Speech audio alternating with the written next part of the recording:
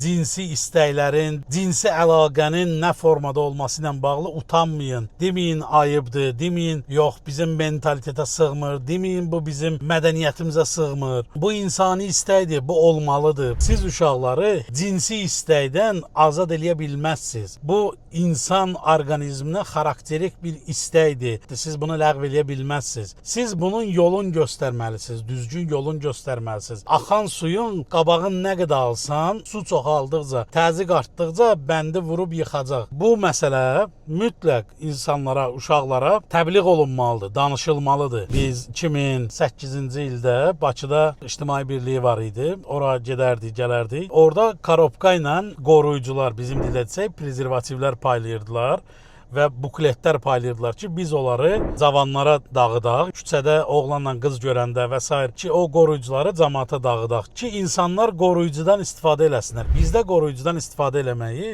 təhqir kimi, apteka gedib alanda utanmaq kimi görürlər. Xeyr, bu dünya praktikasıdır, bu belə olmalıdır. Xəstələnəndə gedib aspirin, limesil və s. vasitə alanda aptekdən necə sən utanmırsan, qorxmursansa, həmin kimi də qoruyucudan istifadə olunmalıdır. Ki, sabah ana uşağı ilə tək qalmasın, ata uşağı ilə tək qalmasın, arzu olunmayan övladlar dünyaya gəlməsin ki, normal cəmiyyət formalaşsın. Bu belə olmalıdır. Əziz insanlar, xahiş edirəm, evdə uşaqlarınızla bu mövzuda danışın. Bunu qadağa qoymaqla siz qarşısını almayacaqsınız. Bu gizdin onsuz da baş verəcək və sabah gözləmədiyiniz bir fəsad ortaya çıxa bilər. Ona görə istər pedofiliya mövzusunda, istər cinsi istəklərin, cinsi əlaqənin nə formada olması ilə bağlı utanmayın. Deməyin ayıbdır, deməyin yox bizim mentalitetə sığmır, deməyin bu bizim mədəniyyətimizə sığmır. Bu insani istəkdir, bu olmalıdır. Bunu hamı yaşayır.